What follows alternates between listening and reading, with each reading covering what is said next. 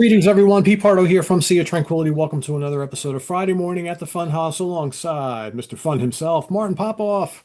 Yeah, how you doing? All right, this is going to be quite a. We were talking before. You've got a lot of show and tell for this one, but yeah, it's going to be cool. It's a neat topic here on a frosty Toronto morning, Indeed. That and is. watching the Jays and watching that whole thing happen. We're going to be going to a game there, so yeah, interesting fall so far.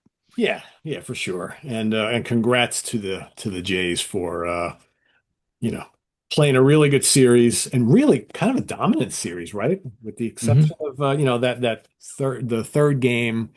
Well, they kind of blew that game, but like the first two games were blowouts. The last game just the other night, I mean, they came right out of the gate and boom, went up. A little scary late in the game there, but Yeah, I mean it never feels like it's in the bag with those guys. I don't know. For some reason there is this lack of confidence I think the fans have in the team. I don't well, know why. especially at Yankee Stadium, right? I mean, you just Yeah. because that's such a small ballpark and anything could happen when you got a team of home run hitters like that. It's like you can expect. I mean, Judge came up in a big spot, and good for him because he's had a hard time in the playoffs the last bunch of years. So he finally Mhm. kind of broke through, but in the end, it wasn't enough. I firmly believe, Martin, not to get into a whole baseball discussion, but it's like it's great to have power hitters on a team and to have your kind of you make your name by all the home runs you hit. But in the playoffs, we know that's not going to win you a World Series. It's like you have to have the hitters, but the pitching is and the defense is where it's all at in the playoffs. And I think that's what kind of did the Yankees in, defense too. So it's like, and you need situational hitters. Blue Jays did it all, right? You got a guy like Vladimir Guerrero, who Jr., who is a power hitter, but he was getting key hits in the whole series, Yeah. singles and doubles when it counts. I mean, that's what it's all about. And I won't add to that because we do get complaints about talking about sports. So Yeah, I know, I know. What are you gonna do? So we have kind of like a sequel to our prior episode. For those of you who didn't catch that one, we were kind of debating whether King Crimson's in the Court of the Crimson King was the first ever progressive rock album. And we kind of looked at some of the albums that came out before it that are somewhat thrown into the equation, and some albums that came out within a year afterwards that are thrown into the equation, and kind of, I don't even know if we came up with a definitive answer, but it was fun trying to get to it, nonetheless. And we're gonna do the same thing today, except we're gonna switch gears to heavy metal. This long-standing, decades-long debate of whether Black Sabbath's Black Sabbath is the first ever heavy metal album, right? This bad boy right here. Is this the first ever metal album? A lot of people think so. Some people don't. We're going to try and get to the bottom of it today, and we're going to kind of go back even further to talk about some albums that came out before that album did that maybe planted the seeds for that. Maybe some of them hold the true kind of stamp as the first ever moments of heavy metal.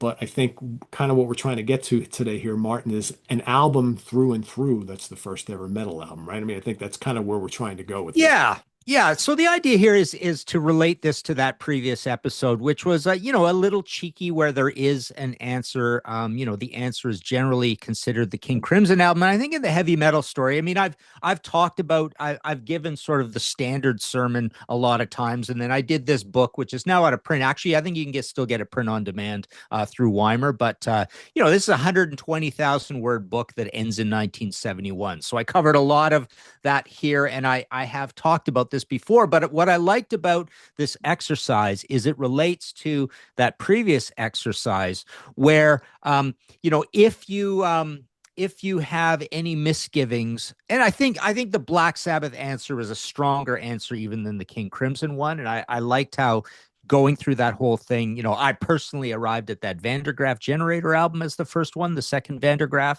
as the first prog album. Here, I think there's a much stronger case for Black Sabbath, but the idea is that we are going to give this great history and the post the 1970 bit of 71 in here as well.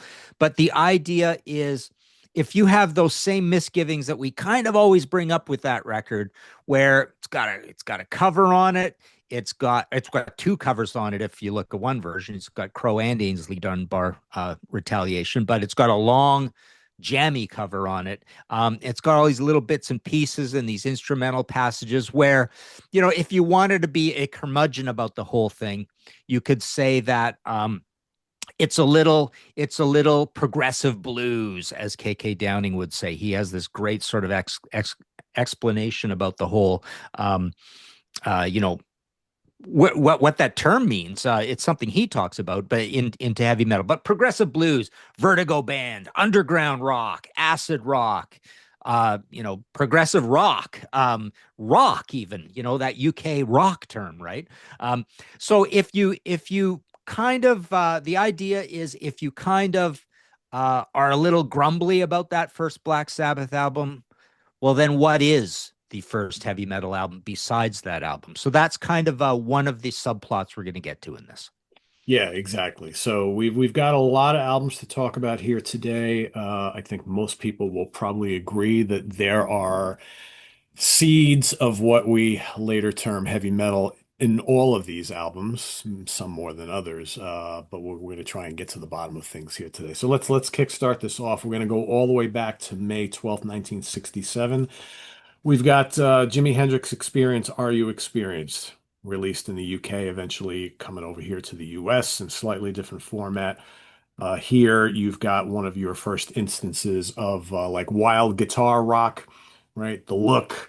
This is certainly a psychedelic album. Is this a metal album? Or, we've got elements of kind of fuzz and feedback and distortion and whammy bar stuff, all things that will pop up on metal going forward. So clearly, a lot of the initial seeds are happening right here with this particular record. Where do I put this stuff, Martin? I don't know. I got so many damn CDs on my desk. It's crazy this morning. Shortly thereafter, later in the year, November 1967, we've got, hold on, we've got Cream, Disraeli Gears. In essence, kind of a blues album with lots of psychedelia thrown in. But of course, we've got things like Sunshine of Your Love and Strange Brew, which are a little more riffy, Tales of Brave Ulysses, right? Here, probably the first instance of these kind of like heavy metal riffs from Eric Clapton with a little fuzz and gain and distortion on the riffs and stuff like that. Power trio type thing. Definitely important. Back to Hendrix again. We've got Axis Bold as Love coming out December 1st, 1967. So all this stuff, this groundbreaking stuff, all within just a few months of each other. Of course, more Hendrix, more fine tuning of what they did on the debut album, definitely more psychedelic. From there, we've got one of the very important albums here talking about. It's January 1968. So this is Vincebus Eruptum by Blue Cheer.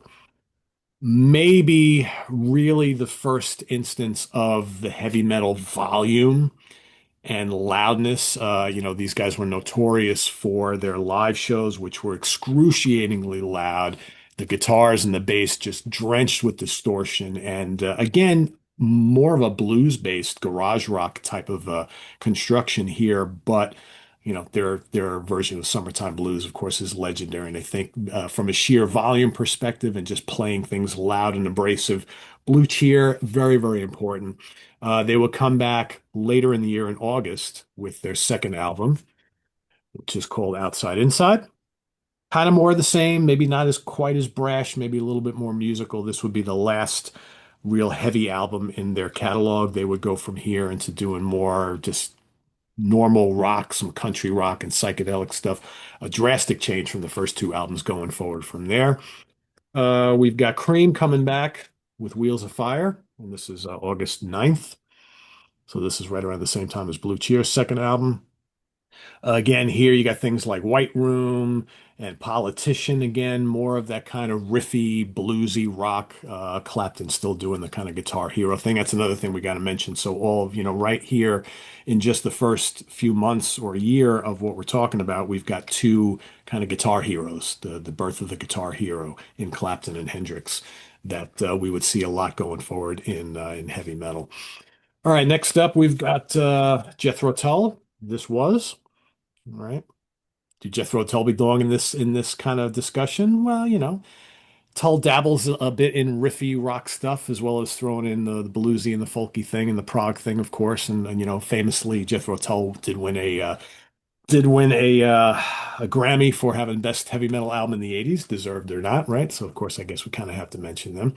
That was October 25th, 1968. So if we go to January of 19 1969, we got the first Led Zeppelin album.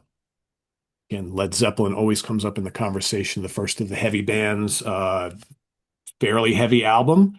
Again, very bluesy. You got borrowing from the traditional bluesmen. You've got some covers on here. You got some couple little folky things, but definitely heavy for the time. And here we have the emergence of another guitar hero in Jimmy Page. So definitely very, very important. That was January 12th, 1969. Let's go to February and an album. Now we're coming back to the US. So the MC5 released Kick Out the Jams, which was recorded live. Okay, very strange to release a debut album and it's a live album. So October 30th and 31st recorded. Um, and the Detroit sound is here. Also looked at as one of the first ever kind of punk rock albums, kind of like this is like proto-punk. Very, very important, loud, raucous, raw, very, very important to the scene. So that was February, mid 1969. I have the CD, but I was not able to track it down. So you've got the band Andromeda, another British band. So this is notable. They have their self-titled debut album, only album they released, features the guitar player John Ducan.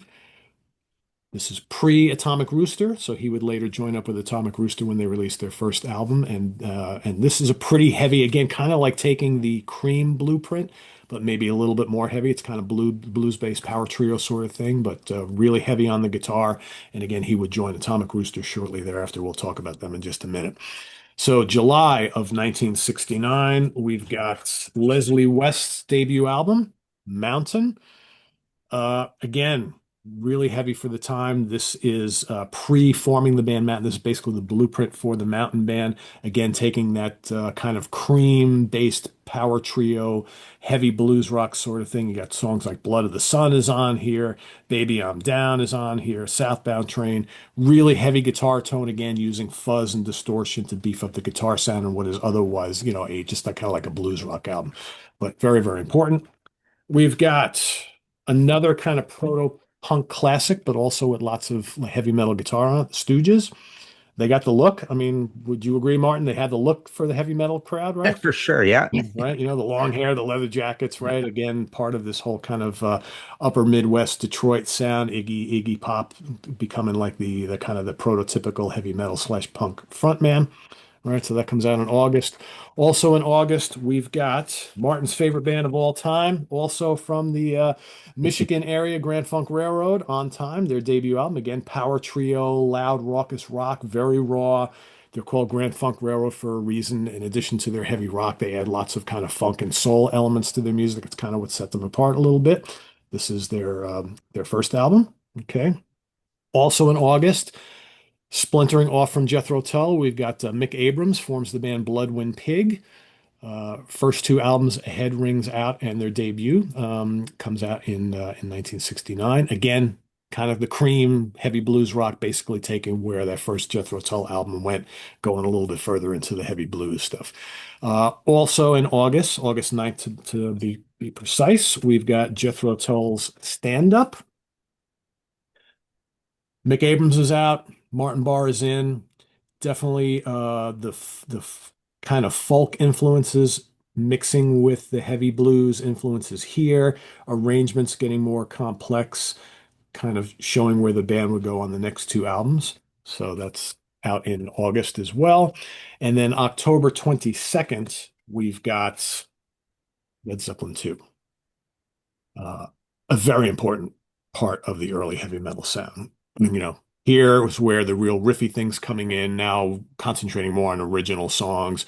Whole Lot of Love is on here, Heartbreaker's on here, right? These very, very memorable riffs. And that's the thing that you can kind of talk about with a lot of these releases. You have these songs with these early memorable heavy metal riffs. Again, Jimmy Page continuing to cement his legacy as a guitar hero. You got Robert Plant, the front man, right? So all things important here. December 1969, we've got The Frost featuring Dick Wagner. Of course, that's a name that also pops up in heavy metal throughout the years. Of course, later with Alice Cooper and Lou Reed. They released Rock and Roll Music. The next one is Frost Music.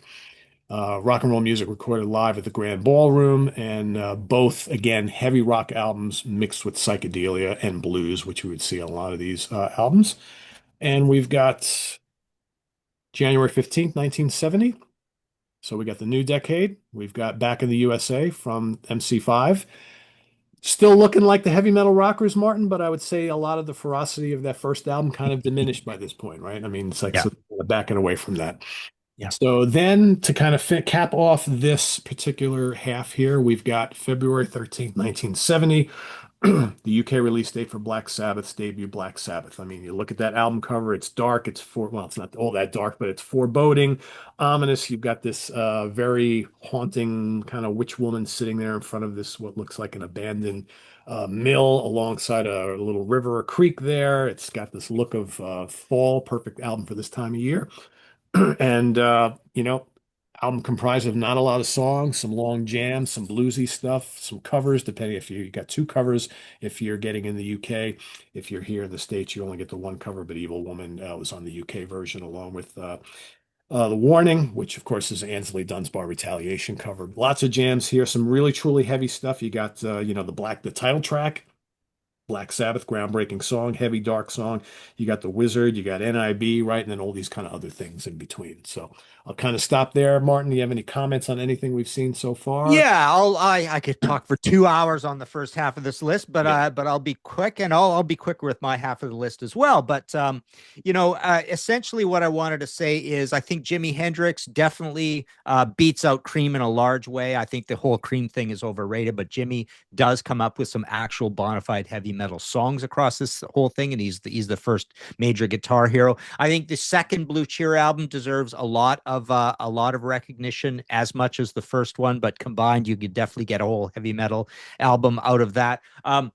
Same thing with Led Zeppelin. Led Zeppelin just kind of suffers from the whole KK Down and Glenn Tipton, who's the greatest guitar player, split that you have happening when you're ranking guitar players, or Adrian Smith, Dave Murray kind of thing. There's two Led Zeppelin albums in 69 before Black Sabbath. And if you picked all the heaviest stuff off of both of them, you'd get an album uh, pretty much as heavy as Black Sabbath. We're not getting into emotions, right? Not getting into right. doom or darkness or whatever, but in terms of other aspects of heavy metal, maybe it's the speed or the riffing or the machine gun riff of Communication Breakdown, or that kind of frontman, et cetera, et cetera. And I just took a couple props out for this early that I think are super important.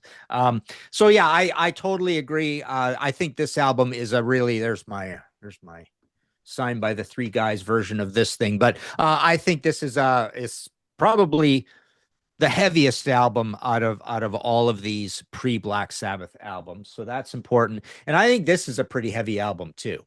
Um, and then I had this out as well.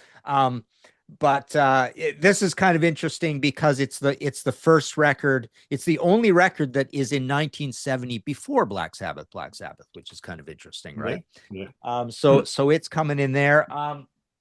Let's see. And yeah, we did a whole at Contrarians, we did a whole I did a whole series of who invented heavy metal, where we've got about a dozen episodes. I could probably keep going, maybe I will, but we've talked about a lot of these albums individually in that series, kind of thing.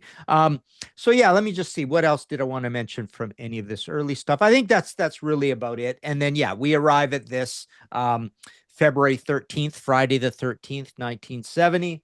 And like I say, it pretty much is the correct answer. But again, if you are a grumbler and you don't think it's heavy enough, let's see what else there is. So Yeah. also February 1970, you do get Atomic Rooster with their debut, which I think is pretty heavy. It's got a fair bit of uh, it's got kind of some of what Deep Purple's doing at the time as well. So, and it's got that darkness to it. It's got good bottom end to it. Yeah. Blood Rock as well, March 1970.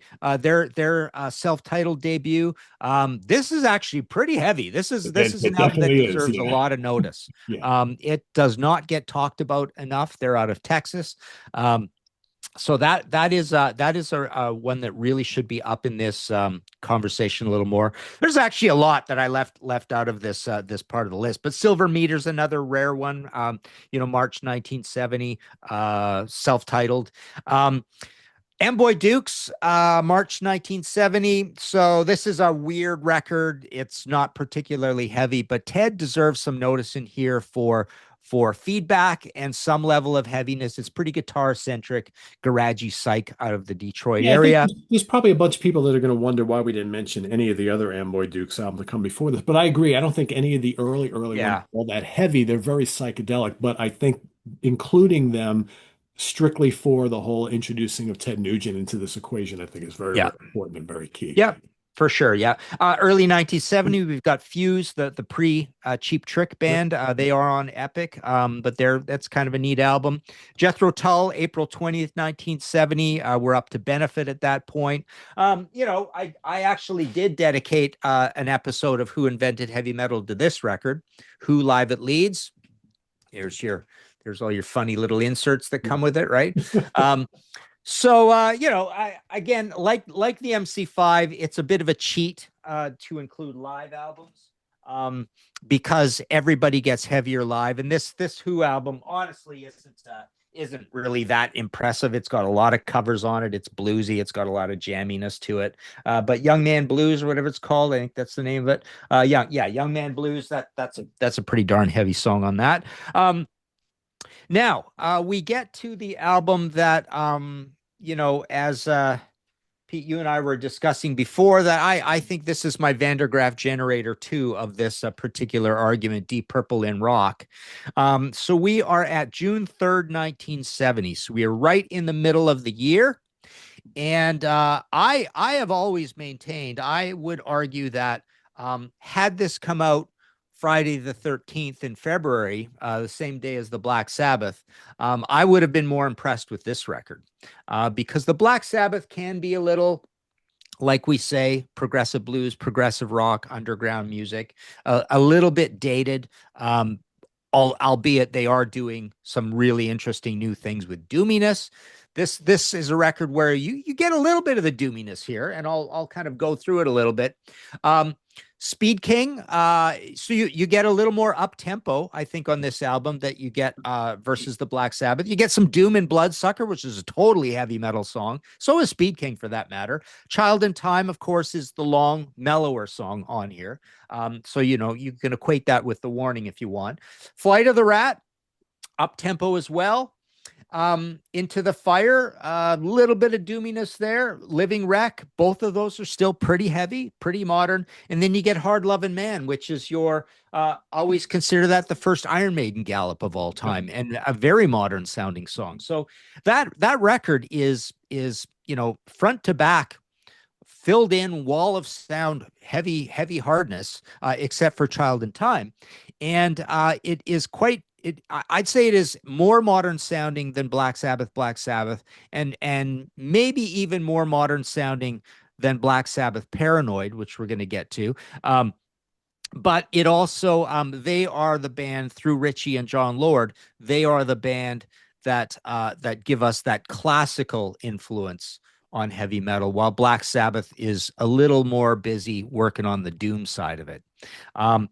So then we've got this record, which is 10 days later. Uriah Heep, or Very Heavy, Very Humble, depending on what you want to call it. There's your UK cover, and this is your US cover, and it's just called Uriah Heep. And boy, I've always considered this using our old rating system a 5 out of 7 or a 6 out of 8, which is a pretty heavy album.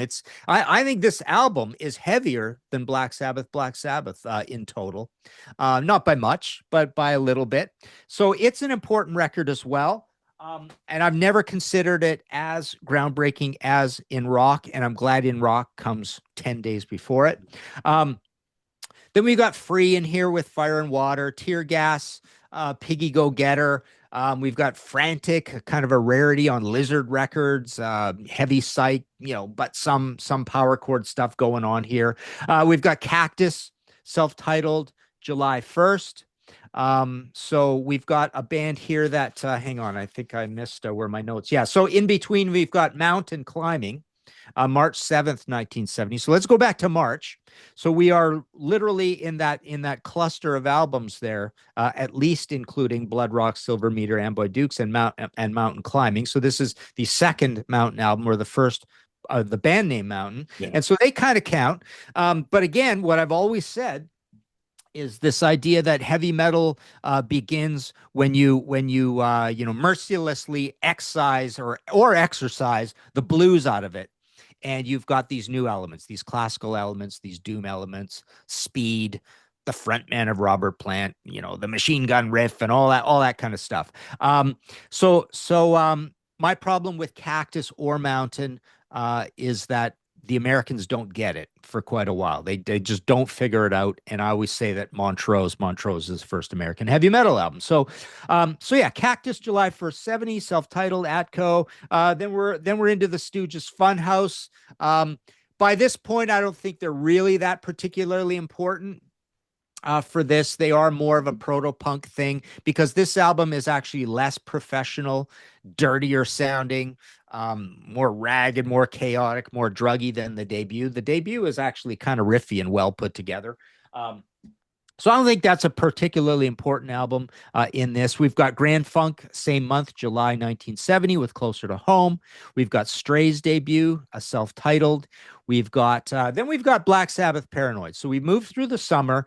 Now we're up to September 18th, 1970. And kind of interesting. I've heard people say this, and I kind of like this. It has a good ring to it. That Master of Reality is the first Doom album of all time. So that means you aren't considering Paranoid doomy enough, and you're not considering Black Sabbath doomy enough. And I think there's a case to be made for that because if you take all the heavy songs on here, I'd say half the time they're inventing doom. But on Master of Reality, there's a lot of doom There's a all lot over. of Doom. Yeah, there's Doom on Yeah. here, but Oh maybe yeah. Yeah. because the title track is certainly not Doom. War Pigs, you could say. Planet Yeah. Caravan, Psych. Iron Man, I guess you could say is Doom. Yeah. Electric Funeral, Hand of Doom, maybe. Rat Yeah. Salad, not really. Fair. Electric Funeral, definitely, I'd Oh say. yeah, yeah. End of Doom is just got too much of that jazzy quiet next to that other thing that isn't particularly Doom. And yeah, Rat Salad, Fairy wears Boots, I don't think are particularly Doom. But yeah, it just feels like Master of Reality. It's just start to finish. We're just we're just this crazy, very, very doomy band, right? Oh yeah, yeah. So yeah.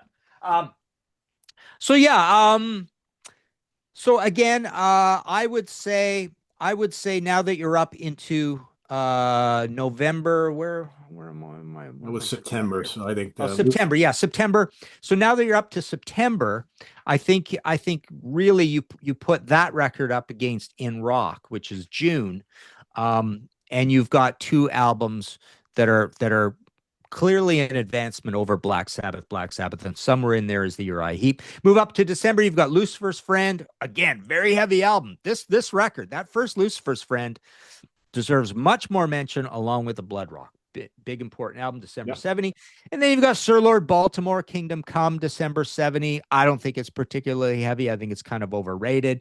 You've got some more rarities. You've got Krautrock coming in here, early 71. Harry Chapter, third album, Can't Get Through, pretty heavy. And then July 71. So moving into 71, this is why when I did this book, I wanted to take it up to 71 because I love that idea that Fireball almost proves that In Rock was a mistake or something we tried, Or a but we fluke. weren't Yeah, that enamored with heavy metal. right. So we're gonna try a bunch of different things, and we're gonna stop talking. If heavy metal starts being talked about, we're gonna say we're not a heavy metal band and all that. And at the same time, Black Sabbath is doing Master of Reality, right? Which is nuts. So yeah, we've got Fireball. And then I did put in this. We've got your MC5 High Time kind of thing, and not a very heavy album. Again, this feels like the Stooges Funhouse in that it's kind of redundant. They're kind of losing the plot, although it is a little heavy. It's like an ambitious psych album, and 2 years too late kind of thing. And then you've got, so July 21st, 71 is Master of Reality. Late 71, Sir Lord Baltimore's second album.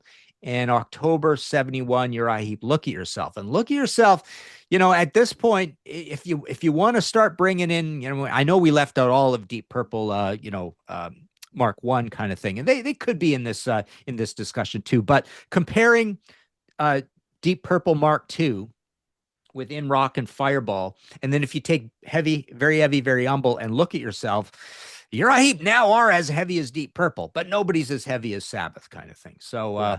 Yeah. I don't know. So there's my sermon. I kind of have always said this about In Rock. I do believe if it came out the same time, I would pick it over the Black Sabbath album. But I don't know. Any thoughts? Yeah, I mean, God, we could talk for an hour about a lot of these albums and a lot of these bands, Mhm. kind of where they kind of fit here. Um, I love the idea of a couple of these more obscure bands, like you mentioned, the Blood Rock, and to me, I think the first Sir Lord Baltimore is damn heavy for its time as well. But a lot of these, it kind of goes all the way back, Martin, to the Disraeli Gears discussion from the first half here. It's like it's almost like Cream become part of this discussion for the riff of Sunshine of Your Love, right? So like Yeah. when you look at bands like I mean Mountain's another perfect example. I love Mountain. I love Leslie West. But again, if you take out Mississippi Queen and a couple of other tracks, they did all sorts of other things, which isn't really early heavy metal at all, right? But because Yeah. of some of these big riffs on like 6 or 7 songs Yeah. across 3 or 4 albums, they become part of this discussion. Exactly. You can make that case for a lot of these bands, like Cactus too. I love Cactus. I, you know, are they overall anywhere near as heavy as some of these other bands we're talking about? Great band, right? Mhm. They're always called the American Led Zeppelin. I never heard any of the similarities to Led Zeppelin. I never understood where that came from. But again, that first Lucifer's Friend album, that's really heavy for the time. Yeah. And there's heaviness across all these records. So to go back to Sabbath's debut, again, if you take the title track off of that album, would that even be considered here in this discussion? I mean, there are, NIB is pretty heavy and, you know, Wizard is heavy, I guess, to an extent. But I personally think that the second album, Paranoid, is much, much more of a traditional heavy metal record, right? So there, it's almost like I'm saying that maybe Sabbath is not part of this equation here and not the first true one. I will agree with you. I think that in rock, start to finish. I would even argue that parts of Child in Time fit into the proto metal spectrum because again, you've got the heavy metal vocal shrieking, right? You got the screams in that Yep. song, the extended guitar solo, right? Which is pretty crazy. It's a pretty crazy guitar solo. Overall, the song is kind of mellow and kind of spooky and whatnot. Maybe you could consider it kind of doomy. Um, to me, I think it almost comes down to whether you consider In Rock or Paranoid as the first ever true heavy metal albums. Because to Yep. me, I always thought that Paranoid is more of a true metal album than the first Black Sabbath album. But, because if you're going to make the case that Sabbath is the Black Sabbath self-titled is the first heavy metal album, but then admit that it's not all metal through and through because there is so much bluesiness and jazziness on that record, then why can't you make the case for Hendrix's first album or any number of other albums here, right? So I think that you have to look at start to finish which album is truer to what we now know as heavy metal from track one all the way to the end.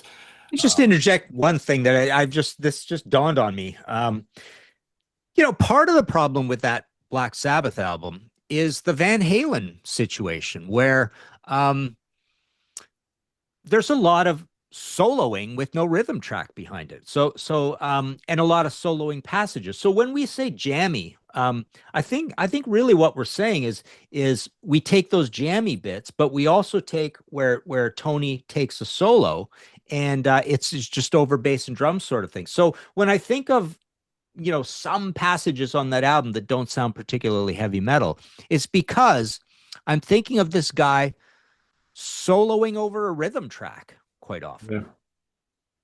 Yeah, And that takes up a bunch of minutes that could have been spent making an Iron Man, right? true, true. Mm-hmm. Yeah, I mean, it's a good point. It's a good point. Yeah. I mean, could we just come right out and say, technically, based on everything we've said so far, that maybe the case can be made that this is the first ever heavy metal album? Yeah. Yeah. Good point. Yeah. Because there's not a wealth of that soloing over rhythm tracks on here. This is just meat and potato. You do get a couple of these little instrumental things on here, but there's Yeah. no Planet Caravan on here. There's no Child in Time on here, right? There's nothing but pure unadulterated heaviness on here. Take out Embryo and Orchid, right? These quick little things. I mean, everything else. I'll go one step further. With that production that you get on that record, I would say all, is it five heavy metal songs on there? Every single song on there is heavier than any Sabbath song before it. Seriously, every single Sweet Leaf, After Forever, Children of the Grave, Into the Void, Lord of this World. I think every single one of those is heavier than every song on Paranoid or Black Sabbath. Yeah, I mean that's true.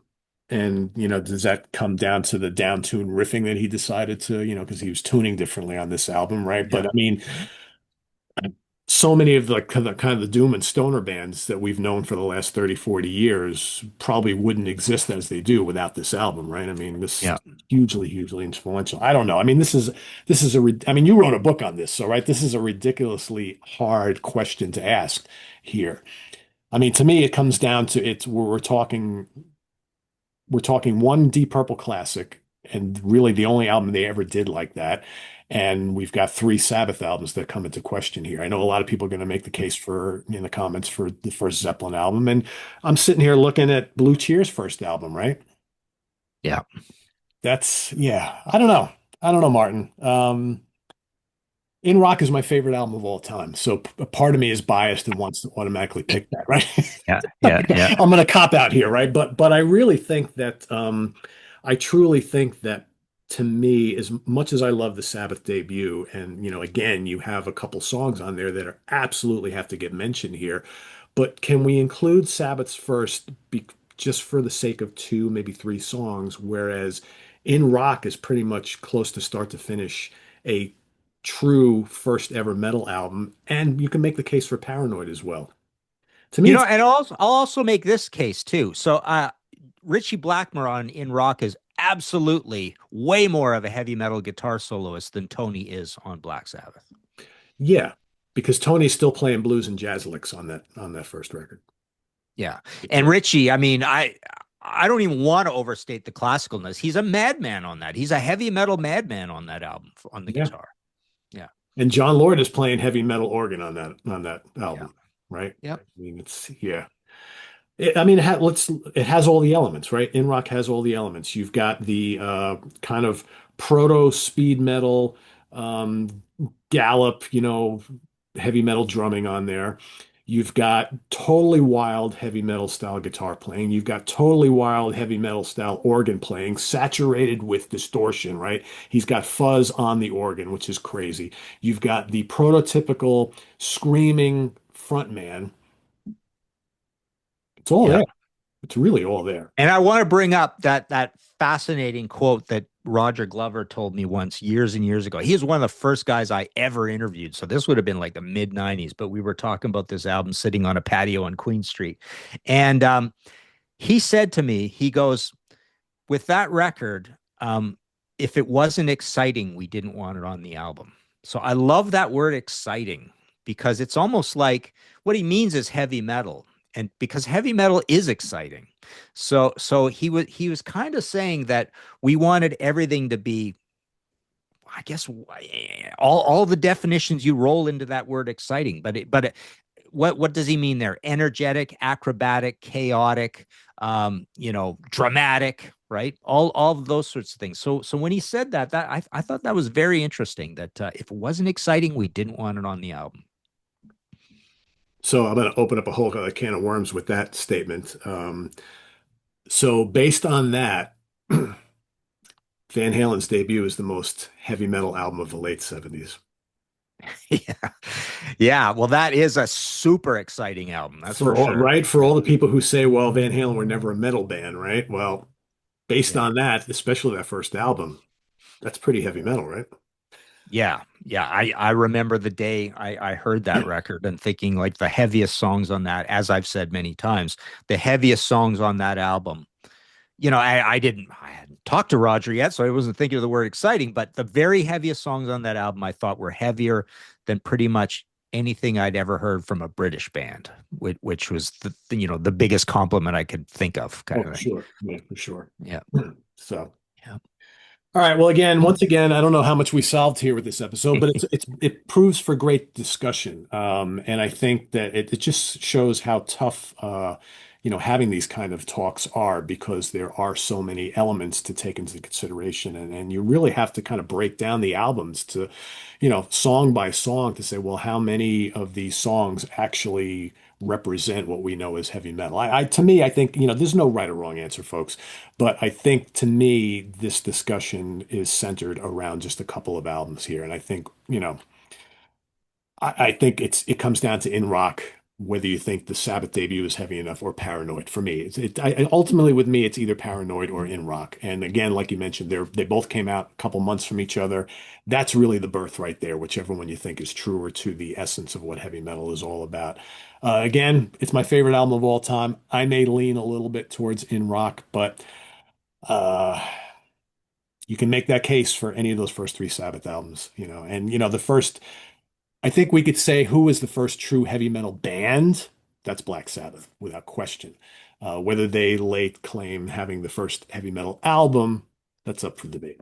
So, so Excellent. for all Good the way for to all end the it. right, exactly. So for all the folks who are going to make the case for Zeppelin, please do so down in the comments below because again, they're part of this equation. But again, as Martin and I both stated, it's like, there's probably far too much bluesiness or even a little bit of folkiness, too many covers on those first two Zeppelin records. But they're heavy. Of course, they deserve to be part of the equation, of course. But again, we're trying to pick something or and it is what it is. So anyway, Martin, what's going on over in your world on the Contrarians and the podcasts and the books and things like that? Yeah, we've had some shows come out about this whole Rush reunion thing. And yeah, just the book situation. We've got the three major big thick hardcover books recently out, the Iron Maiden, the Deep Purple, and the and what was the other one? The Dio.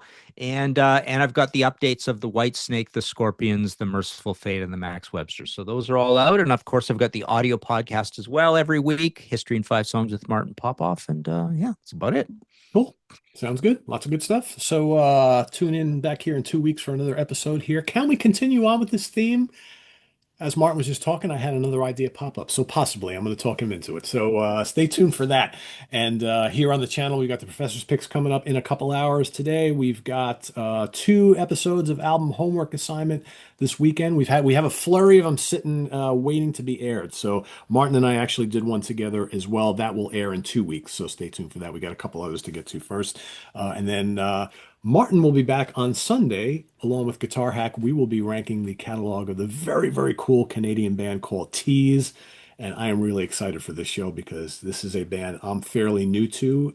Thanks to Martin for turning me on to them. And I'm really digging them. I can't wait to rank the albums with these two fine gentlemen from Canada who know a lot about this band. So stay tuned for that on Sunday. And we'll see you then. Visit us on the web at www.seatranquility.org. We're on Facebook, YouTube, and Instagram all the damn time. See you next time here at the Funhouse in 2 weeks. From Martin Popoff, I am Pete Pardo. Have a great weekend, everybody. See you soon. Bye bye.